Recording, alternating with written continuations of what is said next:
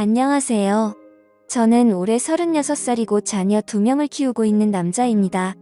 처음 제 아내를 만난 게 된 건 제가 29살 때입니다. 재수를 하는 바람에 늦게 대학교를 졸업을 했고 저는 생애 첫 회사를 다니고 있었습니다. 그때 당시 아내는 회사에서 비품과 영수증 관리를 도맡아 하던 계약직 사원이었죠. 그런데 어느 날부터인가 아내는 저에게 자꾸만 마실 거를 건네주는가 하며 퇴근하면 자신이 맛있는 걸 사주겠다고 말을 걸었었죠. 하지만 그때 당시 저는 만나고 있는 여자친구가 있어서 정중하게 거절을 했죠. 그렇게 시간은 빠르게 지나가던 어느 날이었습니다. 여자친구의 생일이 하루 앞으로 다가왔고 저는 몰래 이벤트를 준비하려고 여자친구의 원룸 자취방으로 찾아갔습니다. 그날은 여자친구가 친구들과 생일 파티를 하고 들어온다고 했기에 아무런 생각도 없이 비밀번호를 누르고 들어갔는데 여자친구는 어떤 남자와 단둘이서 바람을 피우고 있더군요. 저는 평소에 자존심이 너무 센 성격이었기에 그냥 별말 없이 준비했던 선물을 집 안으로 집어 던지고는 뒤돌아서서 나와버렸습니다. 뒤에서 여자친구의 목소리가 들렸지만 저는 돌아보지 않았습니다. 정말 서로 좋아했고 충격적인 그 상황에 힘들지 않았다면 거짓말이겠죠. 하지만 도저히 용서를 할 수 없었기에 모든 연락을 피하고 저 혼자서 그 상처를 묵묵히 견뎌내고 있었습니다. 그런데 제가 그렇게 힘든 걸 아는지 모르는지 계약직 사원이었던 아내는 제게 매일 같이 호감을 표시하더라고요. 사실 저는 아내에게 관심이 없었습니다. 외모는 평범하면서도 귀여운 편에 속했지만 여자에 대해 진절머리가 났던 상태였습니다. 하지만 아무리 거절을 해도 계속해서 제게 달라붙길래 그냥 퇴근하고 술이나 한잔하자고 말하게 되었죠. 그날 얘기를 들어보니 아내는 가정 환경이 썩 좋지가 않았습니다. 돈을 벌어서 혼자 계시는 어머님과 어린 남동생의 뒷바라지를 하고 있다더군요. 물론 저보다 어린 나이에 기특하게 열심히 사는 모습이 좋아 보였지만 그저 그런 마음일 뿐 아내에게는 전혀 마음이 가지가 않았습니다. 그렇게 퇴근 후 술을 마시는 게 몇 번이 반복되다 보니 점점 외로워져서 정신을 놓은 건지 아내와 함께 시간을 보내게 되었습니다. 사실 그날 이후로 사귄다고 말만 하지 않았을 뿐 다른 연인들처럼 데이트도 하고 사귀는 것과 다름이 없었죠. 그렇게 몇 개월을 지내다 보니 새벽녘에 전 여자친구에게서 연락이 오더군요. 사실 시간도 많이 지나게 되어서인지 별로 대수롭지 않게 생각을 하게 되었고 결국에는 헤어졌던 여자친구와 다시 만남을 가지기로 했었습니다. 그로 인해 퇴근 후 데이트를 하던 아내에게는 이제 서로 신경 쓰지 말고 남남처럼 그냥 지내자라고 말을 해버렸습니다. 하지만 다시 만났던 여자친구와는 며칠도 채가지 못해서 다시 끝이 나고 말았죠. 처음에는 대수롭지 않게 생각했지만 만나면 만날수록 그때 있었던 일이 자꾸만 떠오르더군요. 더 오래 만나다가는 제게 의처증이 생겨나 버릴 것 같고 상상만 해도 견딜 수가 없어서 또 다시 헤어짐을 선택하게 됐습니다. 그러던 중 저녁 늦게 지금의 아내에게서 갑자기 연락이 왔습니다. 한참을 아무 말 없이 망설이더니 임신을 했다고 말하더라고요. 사실 그때 그 이야기를 들었을 때는 많은 생각이 들었죠. 정말 임신을 한 게 맞는 건가? 나를 붙잡으려고 지어낸 이야기가 아닐까라고 생각도 했고 별의별 생각이 다 들었습니다. 저는 다시 한번 확실하냐고 물었더니 확실하다고 하더라고요. 솔직히 그때 당시 아내에게는 정말 몹쓸 짓을 많이 했습니다. 물론 어린 나이는 아니었지만 갑작스러운 상황에 어떻게 이걸 해결해야 할지 몰라 저는 무작정 아내를 무시하기 시작했습니다. 정말 지금 생각해봐도 제가 너무 무책임하기 짝이 없었습니다. 매일 같이 울고 불며 이야기를 했지만 저는 끝끝내 아무 말도 하지 않고 모르쇠로 일관했었으니까요. 그리고 눈물만 뚝뚝 흘리는 어린 아내에게 따뜻한 말 한마디도 한 적이 없었습니다. 그렇게 시간은 지나갔고 아내는 마침 계약직 날짜가 종료되어서 회사에 더 이상 나오지 않게 되었습니다. 솔직히 그때는 저도 모르게 안도감이 먼저 들더군요. 이제는 가시방석에 앉아있을 필요도 없겠구나 하면서 말이죠. 정말 지금 생각해도 저는 천하의 나쁜 놈이었습니다. 아무튼 그날이 있고 나서는 멘탈이 제대로 잡혀지지가 않았죠. 그러다 어느 날 친형과 술을 먹게 되었습니다. 이런저런 이야기를 나누다 결국 지금까지 있었던 모든 이야기를 털어놓게 되었습니다. 당연히 친형은 제게 욕부터 하더라고요. 결국에는 부모님 귀에까지 들어가게 되었습니다. 집에서는 난리가 났었죠. 아버지께서는 남의 자식 망쳐놓고 뭐 좋은 일 있다고 매일같이 술이나 마시고 다니냐고 엄청 화가 나셨습니다. 어머니와 친형까지 저의 행동에 엄청나게 비난을 했었고 부모님께서는 집에 한번 데리고 오라고 하셨고 저는 또 모르쇠로 일관했습니다. 하지만 어느 날 형은 제 휴대폰 연락처를 뒤지게 되었고 아내의 연락처를 알아내어서 저를 제외한 가족들이 아내를 만나게 되었습니다. 그러고는 며칠 뒤에 저는 모르게 아내를 집으로 부르셨습니다. 저는 당연히 아무 생각 없이 친구들과 술을 마시고 늦게 집으로 들어갔는데 제 아내가 집에 와 있어서 정말 얼마나 깜짝 놀랐는지 모릅니다. 일단 어쩔 수 없이 저는 아내와 나란히 부모님 앞에 앉게 되었고 부모님께서는 앞으로 어떻게 할 거냐고 화를 내셨습니다. 저는 그냥 술김에 짜증도 나고 이 상황을 빨리 벗어나고 싶은 마음이 컸습니다. 그래서 홧김에 저는 그냥 결혼할 테니까 더 이상 좀 그만하라고 앞으로 이 문제로 왈가불가하지 말아달라고 말했습니다. 솔직히 홧김에 그런 말을 하긴 했지만 당연히 그때 당시 저는 이 말을 한다고 해서 정말 결혼할 생각은 없었습니다. 부모님 역시 그러라고 말씀하실 일은 절대 없다는 확신에 차서 한 말이었죠. 하지만 예상외로 아버지께서는 그때 그 자리에서 또박또박 말씀하시더군요. 그러면 지금 처자본 부모님이랑 조만간 만나서 이야기를 하고 싶으니 부모님이 시간 되실 때 자리를 한번 마련해보자고 하시더군요. 이때 당시도 설마라는 생각을 가지고 있었고 술에 취해서 그냥 대충 상황을 정리하고 얼른 일어나서 제 방으로 들어가 버렸습니다. 그렇게 아내는 집으로 돌아갔고 저는 술이 점점 더 올라오더니 제게 말도 없이 집에 찾아온 게 너무 화가 나더라고요. 그래서 새벽 늦은 시간에 전화를 걸었습니다. 차마 입에 담을 수 없는 욕이란 욕을 다 하면서 막말을 엄청 쏟아냈습니다. 아내는 저희 부모님이 비밀로 하라고 해서 미리 말 못했다며 그저 미안하다고 울기만 하더라고요. 아무튼 그날 이후로는 부모님과도 말을 하지 않았습니다. 그러자 부모님께서도 저를 없는 사람 취급하시더군요. 그러다가 며칠이 지나서 친형이 제게 얘기 좀 하자고 부르더군요.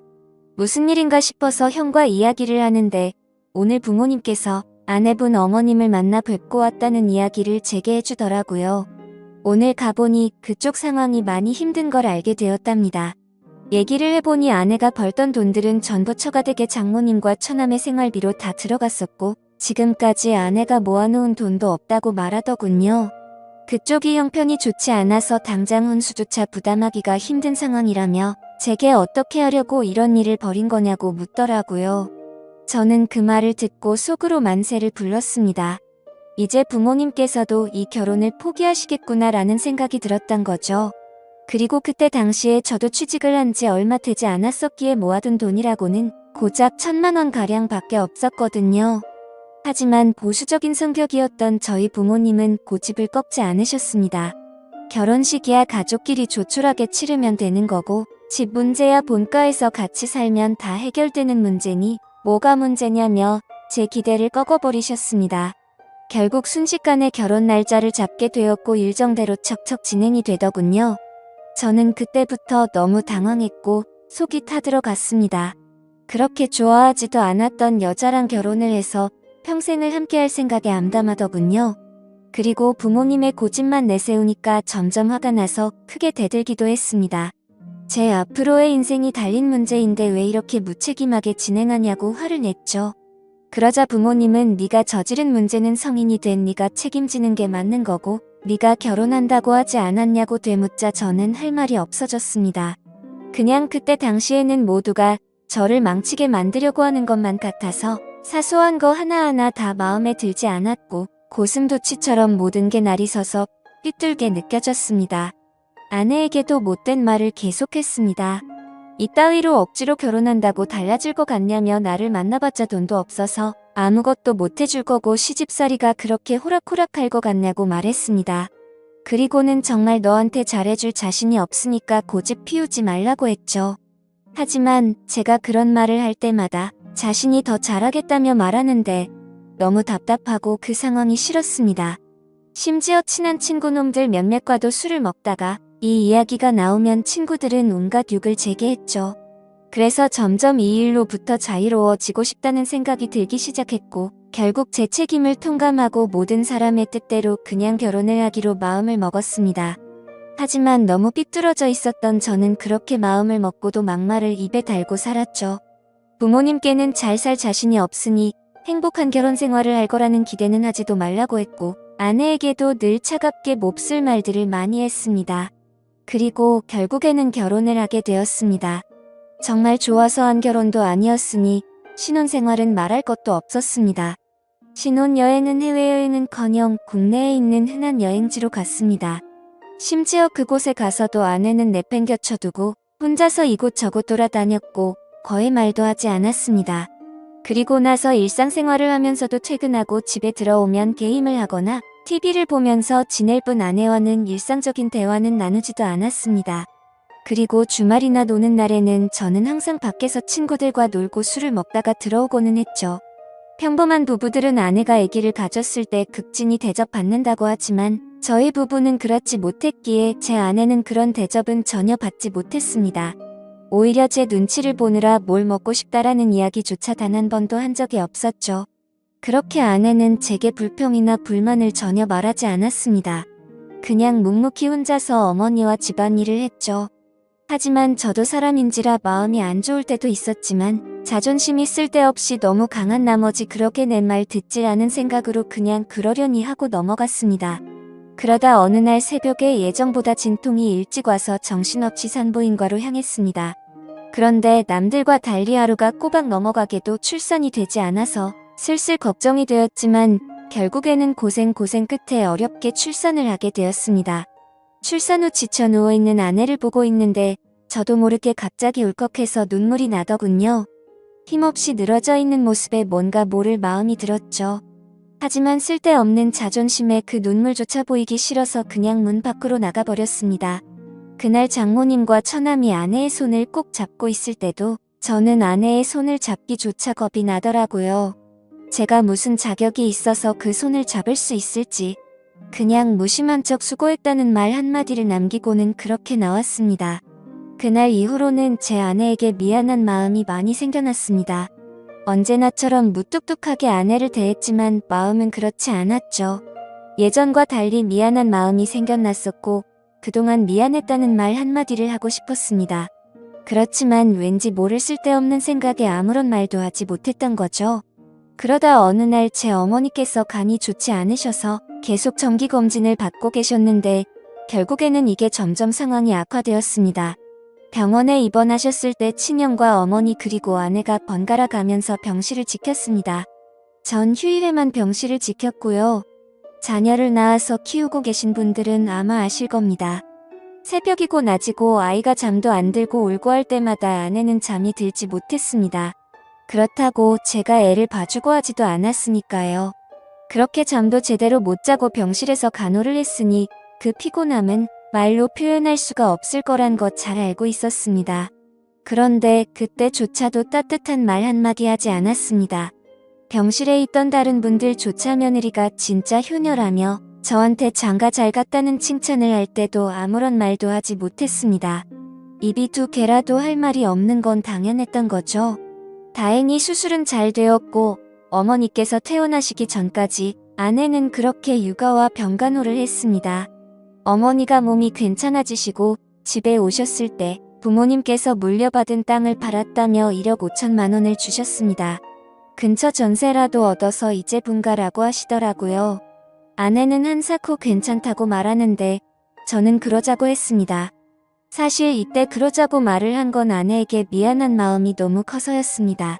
아무래도 시부모님이랑 같이 사는 것보다는 그래도 무뚝뚝한 남편일지라도 아들과 셋이서 사는 게 나을 거라고 생각했죠. 부모님은 당연히 그렇게 하라고 하셨고 아파트로 전세를 하나 구해서 분가를 했습니다. 거의 말도 안 하고 했지만 간간히 아이도 같이 봐주고 이사하고 처음으로 레스토랑을 갔는데 맛있다고 웃으며 말하는 아내를 보면서 이때부터 정말 마음이 울컥해서 눈물이 날 뻔했죠. 그래서 그날 이후로 저는 변하겠다고 다짐을 했습니다. 연애도 저와 제대로 해보지도 못하고 아이를 가졌을 때도 대접 한번 제대로 해주지 못했던 생각이 났습니다. 그리고 시집살이와 시부모 병간호까지 해왔는데 이제 와서 돌이켜 생각해보니 그 흔한 레스토랑 한 번을 같이 와보지를 못했더라고요. 미안하고 너무 미안했습니다. 비록 무뚝뚝하게 말하고는 했지만 이때부터는 그래도 나름대로 다정하게 대했습니다. 그러다가 장모님께서도 평생 겪고 계신 질환으로 많이 아프시기도 했고 처남도 중학생이라서 아내는 간간히 처가에 들려서 집안일을 돕고 집에 들어오고는 했습니다. 나중에 알게 된 사실이지만 장모님께서는 류마티스 관절염을 손가락 마디마디에 걸리셨습니다. 이게 집안일을 하거나 할 때 끔찍할 정도로 아프다고 하더라고요. 하루는 그런 아내가 너무 안쓰러웠고 장모님과 처남까지 마음에 많이 걸렸습니다. 그래서 저는 아내에게 말했습니다. 그냥 장모님이랑 처남 다 같이 여기서 지내자고 말했죠. 진심으로 한 말이었습니다. 그랬더니 아내가 이러더군요. 미안해요. 앞으로는 자주 안 갈게요. 미안해요. 저렇게 말을 하더라고요. 아내의 저 말 뜻이 어떤 걸 의미하는지 다들 아실 거예요. 아내는 제가 처갓집에 자주 가는 걸 못마땅하게 생각해서 비꼬는 마음으로 저렇게 말을 한 걸로 오해를 한 거였습니다. 지금까지 하지 못했던 미안한 말과 참았던 눈물이 울컥해서 쏟아져 버렸습니다. 아내 손을 꼭 붙잡고 미안하다고 말하면서 애처럼 너무 서럽게 울어버렸습니다. 당황해하는 아내에게는 그동안 정말 미안했다면서 앞으로 살면서 그동안 잘못했던 것 천천히 다 갚을 테니 용서해달라고 정말 서럽게 울었습니다. 그리고 처음으로 아내와 오랫동안 마음에 있었던 많은 말들을 이야기했습니다. 그동안 잘해주지 못해서 미안했다는 말과 함께요. 아내 역시 눈물을 흘리며 그렇게 처음으로 서로 꼭 안고 같이 울었네요. 그 일이 있고 나서 아내가 장모님께 같이 살자고 이야기를 했을 때 장모님께서는 완강히 거절하셨습니다. 사실 이건 당연하다고 생각했죠. 사위라고 하나 있는데 자기 딸을 그렇게 서럽게 만들었는데 이 집으로 들어오면 얼마나 눈치를 줄까라고 당연히 생각하셨을 것 같습니다. 본가에 계시는 부모님께서는 흔쾌히 그렇게 하라고 허락을 하셨고 결국에는 제가 처가댁에 가서 장모님께 무릎 꿇고 사죄했습니다. 그동안 죄송했다고 앞으로는 정말 잘하겠다고 했죠. 그렇게 장모님을 겨우겨우 설득해서 같이 살게 되었습니다. 지금은 그 누구보다 아내만 사랑하고 전에는 상상도 못한 애교도 떨면서 그렇게 살고 있습니다. 세상에서 아내가 가장 예뻐 보이고 가장 사랑스럽네요. 집안일도 제 나름 열심히 돕고 있고 육아도 열심히 하고 있습니다. 그리고 아내와 저 사이에는 예쁜 딸아이도 한 명 더 생겨났고 더 예쁜 가정을 이루게 되었죠. 이게 제게 있었던 5년 전 이야기입니다. 지금은 장모님과 처남, 그리고 제 아내와 자식들 이렇게 6식구가 다 같이 행복하게 살고 있습니다. 넉넉지 않은 형편일지 몰라도 휴일이나 주말이 되면 가능하면 가까운 곳으로라도 바람을 쐬러 다니고 있고요. 지금은 아내에게 잔소리도 들어가면서 지내지만 그 누구보다 행복하게 해주려고 아내를 여왕처럼 받들고 지내고 있습니다. 그런 저를 기특하게 보셨는지 장모님도 항상 우리 사위가 최고라며 저를 감싸주시고 온 가족이 서로를 너무 애틋하게 생각하고 행복한 나날을 보내고 있네요. 지금은 정말 그 어느 때보다 행복합니다. 제 착한 아내 덕분에 저의 못난 모습들이 고쳐진 것 같아서 정말 고맙게 생각합니다. 아마 그때 아내가 저를 버리고 떠나버렸다면 저는 그저 그런 인생을 살고 있었을 테고 평생 후회만 하면서 살았을 것 같다고 생각이 드네요. 앞으로도 저는 과거의 아내에게 잘해주지 못했던 걸 평생 갚아 나가려고 합니다. 물론 평생이 걸려서 제가 잘하더라도 그 큰 상처를 준 건 다 갚지 못하겠지만 지금은 제 아내도 행복하다고 말해주니 너무 미안하고 고마운 마음만이 가득하네요. 제 사연을 읽어주셔서 감사드립니다.